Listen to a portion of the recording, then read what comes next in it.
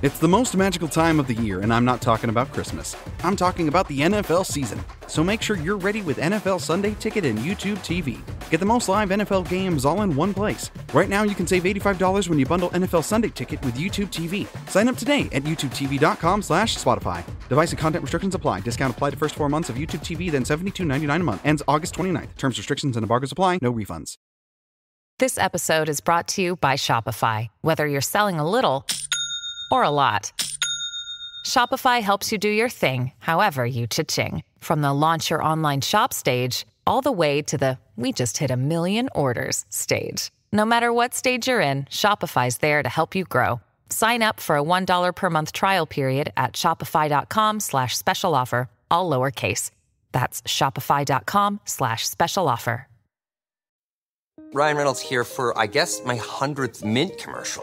No, don't. I mean, honestly, when I started this, I thought I only have to do like 4 of these. I mean, it's unlimited premium wireless for $15 a month. How are there still people paying 2 or 3 times that much? I'm sorry, I shouldn't be victim blaming here. Give it a try at mintmobile.com/save. Whenever you're ready. $45 upfront payment equivalent to $15 per month. New customers on first 3-month plan only. Taxes and fees extra. Speed slower above 40 gigabytes. See details. Welcome to the David Lynch podcast here on Anfield Index. These shows are syndicated episodes of podcasts also available on David's personal YouTube channel and Substack page. To sign up to David's brilliant Substack, please visit davidlynchlfc.substack.com and be sure to follow David on Twitter at davidlynchlfc.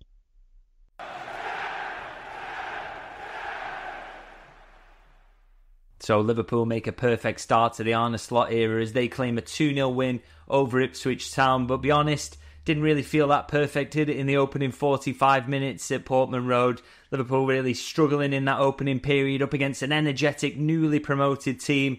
And it just looked like it was going to be a difficult afternoon for them. But they come out in the second half, upped their game massively and come away with a comfortable win, really, that could have been more if you really look at it. I think the chances he created in that second half and how slick the football was, it really looked like it could have been a bigger win than it ended up being in the end. And I think, really, really good win on the opening day of the season, because I think against a team like Ipswich, you come up against a newly promoted side, and I think that's always going to be one of the best games that they put in, because they've got no scars, have they, of defeats in this new league. They come into it full of energy. The crowd behind them as well, obviously, it's so excited about being back in the Premier League. So they come into this game in full energy, certainly into that opening 45 minutes, and you thought, could they maintain this over the 90 and keep making it difficult for Liverpool? But I thought Liverpool's response was fantastic, and I think the stats really bear that out, actually, in terms of, it's kind of chalk and cheese, really, between the two performances. I mean, some first-half statistics here. XG-wise, 0.32 Ipswich to 0.11 Liverpool. They had 4 shots to Liverpool's 3 and 2 shots on target to Liverpool not even managing a single shot on target. So, although Ipswich weren't creating an awful lot, they were stopping Liverpool creating anything and were having the odd opportunity on the counter, which you only do need to score one of those, don't you, sometimes, to win a match. So, it was a worrying performance from Liverpool. But as I say, chalk and cheese really with the second half, because they come out, Ipswich managed 0.15 XG over that second half. Liverpool 2.61. Ipswich managed 3 shots to Liverpool's 15 and 0 shots on target to Liverpool's 5. So just completely dominant for Liverpool, as dominant as you were likely to see in the Premier League in this season, really, in that second half. And I thought, magnificent from Liverpool to put on that performance, particularly because you have the mental aspect of that first half. It's still in your head. What if we can't turn it on? What if we can't use the things that we've worked on in pre-season? So they showed great mentality there, I think, the players to come out and be so dominant in that second half. I also think they kind of got used to the pitch, by the way, which I do want to mention, because I might have mentioned this if Liverpool had lost the game, but I want to mention it when they've won anyway, because I thought the pitch to me looked very, very dry, looked very hard to play on, and I think Liverpool, it took them a while to get used to that, because the ball was holding up. They couldn't be as slick. The balls in behind were falling well short of where they usually would. So I think they kind of got used to that a little bit. But I also want to put huge credit towards the manager. I think he had a massive influence on this. I mean, he speaks about it at full time, saying that one of the things he told his players is, look, you can play all the football you like, but if you don't start the game by winning your physical duels and your battles across the pitch, you aren't going to win football matches. And that absolutely was what Liverpool did in that second half. They were so much more physical. They won the battles. And that then gives you the platform to play your best football, doesn't it? And I think that's mostly encouraging from the manager because, and what I really liked about it is the fact that a lot of new managers come into the Premier League and it's one of the things they almost have to learn on the job and get used to. I mean, we saw it even with Jurgen Klopp. So many times in his early reign at Liverpool, he almost got caught out by the fact that teams, some of the teams you come up against, they don't want the ball. They will go long. They'll try and play off that. They'll just try and bully you and turn the game into a physical battle all across the pitch. And no matter how good footballers you've got in your team, you can get beaten that way in the Premier League. So the fact that Slot kind of quickly recognised that after 45 minutes and knew that he had to change things and tell his players to win the physical battles, I think hugely encouraging. Shows that Liverpool have got a very, very smart manager. He also made a very, very brave change at half-time as well in swapping Quansah for Konate. I thought, I spoke prior to this season really about Quansah being the man who should be in the team. He'd earned that in pre-season, but clearly Slot had recognised this wasn't quite the game for him. He needed Konate's height, his ability to win duels. And that sub was one of the reasons Liverpool did change the game. The Ipswich couldn't go long as frequently, or they couldn't use it to get the ball up the pitch. Konate wins 75% of his aerial duels to Quansah's 50%. And that set the tone for everything that followed. As I say, you win your battles, you give yourself the foundation to win the game through the football that you can play. And Liverpool did that in the second half. So credit to Konate. Credit to the team as a whole for winning the battles, but also huge credit, I think, to Arne Slot and how encouraging that he has had a hand tactically in winning the game for Liverpool first off the bat, first game of the season, to show he can influence things in that way, in a way that Jurgen Klopp had done many times down the years. I think fans should be very, very excited about that. Now, a few other talking points, I think, to go through the game. Going to do them slightly differently this season. I used to go through all the players individually, but I think I'm just going to go through bigger talking points. I think there's more detail to go in there and you get a better picture of the game, really. And one thing I want to talk about is that I got a few tweets at half-time suggesting that, Liverpool's biggest issue, it's the number 6, Liverpool haven't got a hold in midfield, they haven't bought someone, and this is the big issue. And I want to say, before I get into this, before anyone jumps on me in the comments, I absolutely believe that 6 is an area that Liverpool need to strengthen. I think if you can't get Zubimendi, surely you can find. This episode is brought to you by Shopify. Whether you're selling a little or a lot, Shopify helps you do your thing, however you cha-ching. From the launch your online shop stage, all the way to the we just hit 1 million orders stage. No matter what stage you're in, Shopify's there to help you grow. Sign up for a $1 per month trial period at shopify.com/special offer, all lowercase. That's shopify.com/special offer. This episode is brought to you by Experian. Are you paying for subscriptions you don't use but can't find the time or energy to cancel them? Experian could cancel unwanted subscriptions for you, saving you an average of $270 per year and plenty of time. Download the Experian app. Results will vary. Not all subscriptions are eligible. Savings are not guaranteed. Paid membership with connected payment account required. I've got Dan Morgan here on the pod. Say hi, Dan. Hey, how's it going today? It's going good, man. Tell us who you are and what you do. I'm Dan Morgan. I'm an attorney and a managing partner at Morgan & Morgan, which is America's largest injury law firm. That's pretty awesome.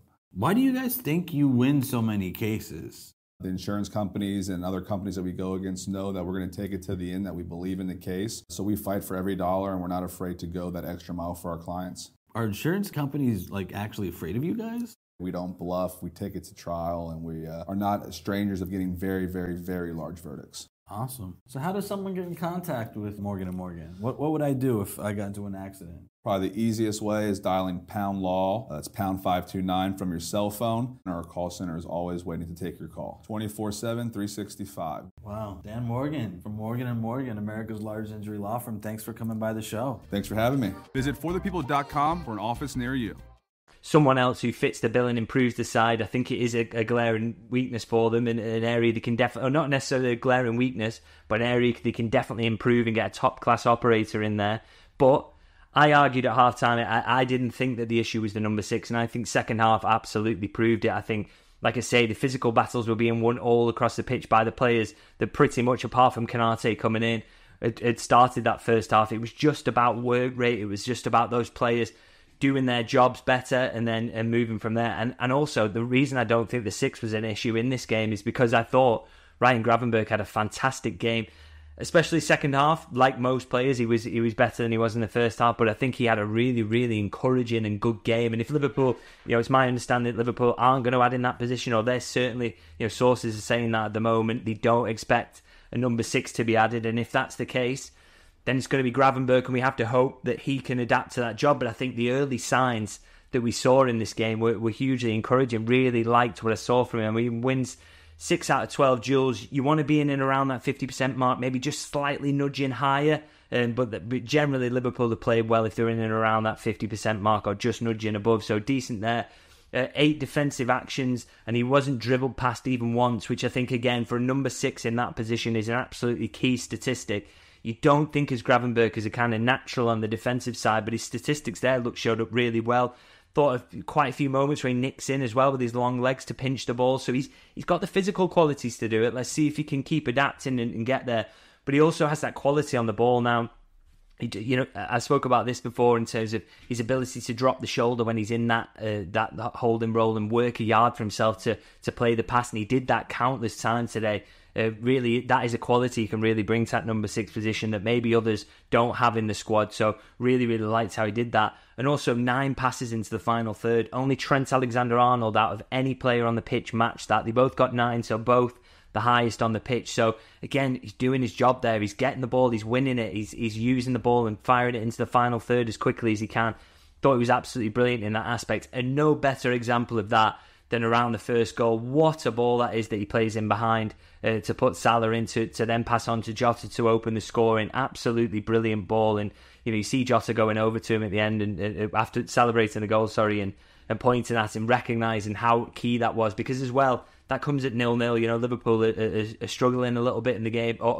They'd shown better in the second half, but they need that breakthrough moment. And I thought Gravenberch was as key as Salah or Jota to get in that. So I thought a marvellous performance from him today. And let me know what you thought about it in the comments as well. Interested to hear your thoughts about that. Now, another aspect I want to talk about and touched on there is the attackers. And again, in these opening day games, and much like pre-season really, you can tend to be sticky in attack, not necessarily looking as quick and slick as you would like to in this period. But I thought today, Liverpool in attack, that again, second half particularly, they looked electric. I thought they were so dangerous. Some of the interplay was really, really good. And again, encouraging for what's to come when these players are absolutely fully on it. I thought, Salah, he's on 9 opening day goals now, which is a Premier League record. That's testament to his preparation, the way he keeps himself in shape. He's always ready for the start of the campaign and then brilliant all the way through it as well. Incredible. That contract situation is going to rumble on a little bit longer, but it's an interesting one. If he keeps performing like this, can he say to Liverpool, look, I'm not declining, you have to keep hold of me? I thought he was marvellous today. Jota looked sharp as attack again. He gets his goal. He always gets a goal. He had a chance, actually, Jota, that he'll be disappointed with, that he heads wide from an Alexander-Arnold cross, but so much to like about his general performance. And of course, as I say, gets a goal, and he'll be hard to get out of that number 9 role. And Diaz, again, missed a decent chance, which is very Diaz, but we always talk about, Darwin Núñez, can Arne Slot get more from him? And Luis Diaz, I'm sure there are improvements that the manager can make there in terms of his coolness in finishing in positions like that. Can he, if he can do it for Núñez, can he do it for Diaz as well? Let's hope so. But I think, everything else was there in terms of the work rate, the ball carrying. He gets Liverpool up the pitch. Some really nice exchanges with other attackers as well. So really, really liked it.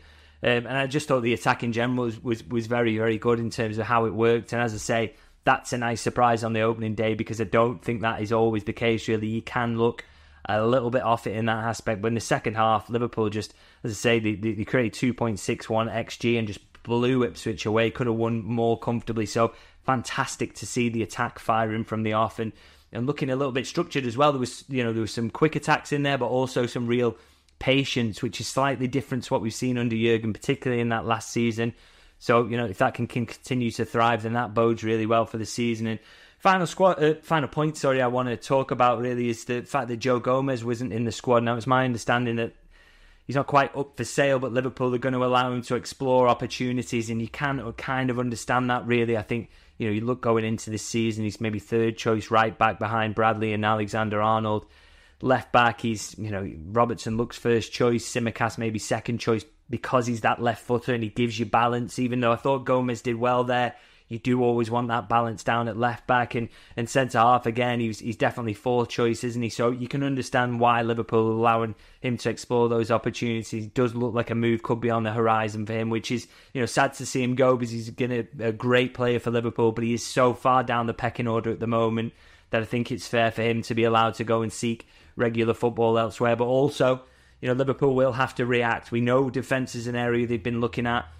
So that is something that they're going to have to move in the market, really, if they do let Joe Gomez go, because you are going to get injuries through a season. You do need that depth there. So I think if Joe Gomez does go, Liverpool will absolutely be dipping into the market. So that's something for us to keep an eye on. Now, I'm going to leave it there.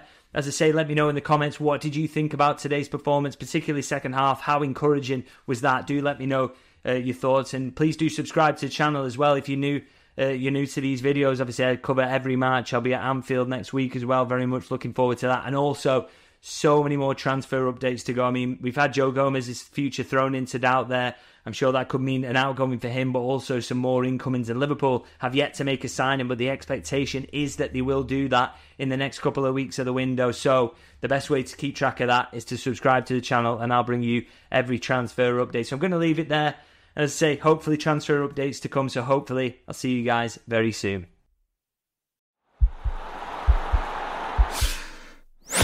This podcast is part of the Sports Social Podcast Network.